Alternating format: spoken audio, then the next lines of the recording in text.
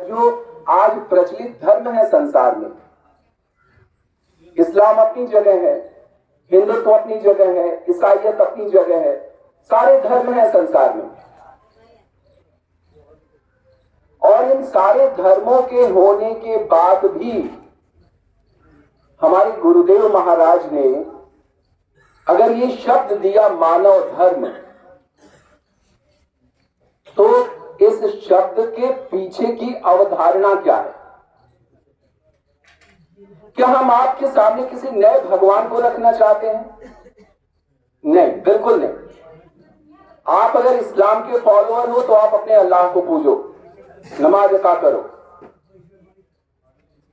आप अगर काली मां के उपासक हो, आप काली मां की पूजा करो। आप अगर ईसाइयत के उपासक हो, आप जीसस क्राइस्ट को भगवान का पुत्र मानकर उनकी उपासना करो। हमारा मानव धर्म, हमारे गुरुदेव को किसी धर्म से कोई दूरी नहीं थी, कोई एलर्जी नहीं थी। सब अपना अपना काम कर रहे हैं, सबका अपना अपना रोल है दुनिया में। सब इस दुनिया में आए हैं दुनिया को शांति सिखाने, प्रेम सिखाने। और ये हजारों साल से होता रहा। ऐसा नहीं है कि ये जो धर्म है दुनिया में आज जो प्रचलित हैं, आज वो 100-200 साल पहले आए हैं, बिल्कुल नहीं। इस्लाम आज से 1400-1500 साल पहले आया। हिंदू धर्म को अगर वेदों के हिसाब से देखा जाए तो लगभग 3000-4000 साल पहले से, ईसाइयत को देखा जाए तो 2100 साल से, लगभग यही है ना। लेकिन हजारों साल से इन धर्मों का संसार में होने के बावजूद क्या समाज में शांति आ पाई?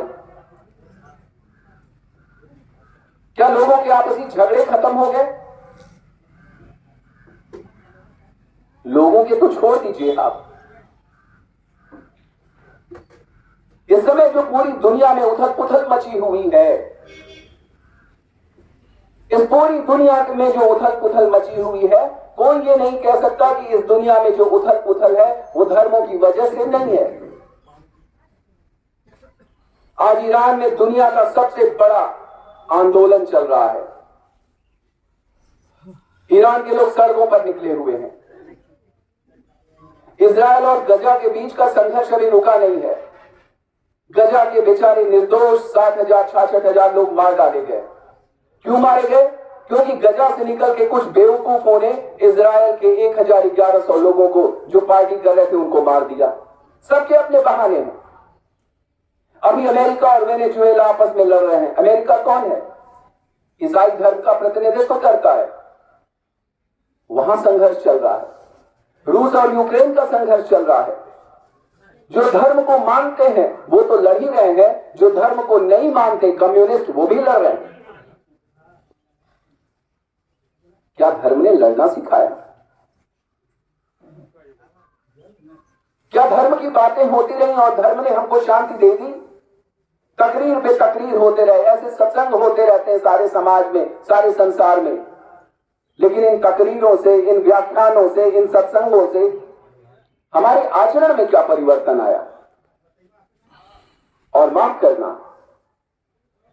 आप ये नहीं कह सकते हो कि हमसे क्या, ये तो वो लोग जाने जो लड़ रहे हैं और लड़वा रहे हैं।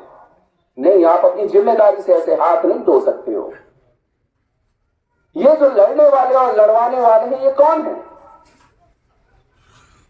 अमेरिका के राष्ट्रपति को किसने चुन के भेजा था? डोनाल्ड ट्रंप को। ईरान के अयतुल्ला खुमैनी को किसने भेजा था ईरान में शीर्ष पद पर?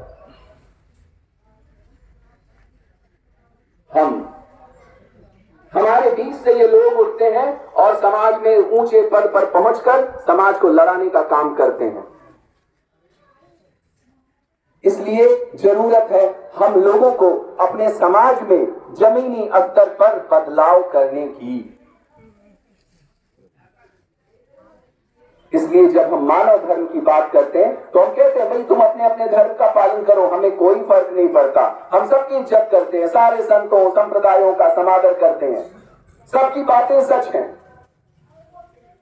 लेकिन उन बातों का आपके जीवन में क्या प्रभाव पड़ा, ये आप मुझे बता दो। क्या मोहम्मद साहब की उस विधवा की कूड़ा फेंकने वाली कहानी को आप जानते हो? कहा जाता है पैगंबर मोहम्मद साहब पीस बी अपॉन हिम, पैगंबर साहब जिस रास्ते से गुजरते थे एक बुढ़िया उनके ऊपर कूड़ा फेंकती थी। सुनिए कहानी आपने। एक दिन जब उसने कूड़ा नहीं फेंका तो पैगंबर साहब ने कहा, अंदर जाकर देखा, मां आज तुम कूड़ा नहीं फेंक रही। उसने कहा कि मैं बीमार हूं, कोई देखने वाला नहीं है।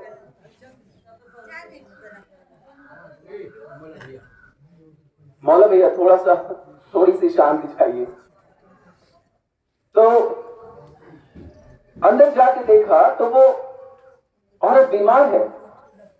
उन्होंने कहा कि मैं आपके लिए नमाज पढ़ूंगा, दुआ करूंगा कि आप ठीक हो जाओ, और अपने लोगों से कहूंगा कि आपके खाने की व्यवस्था करें। हमने ये कहानी सुनी है। उस महान पैगंबर के अनुयायी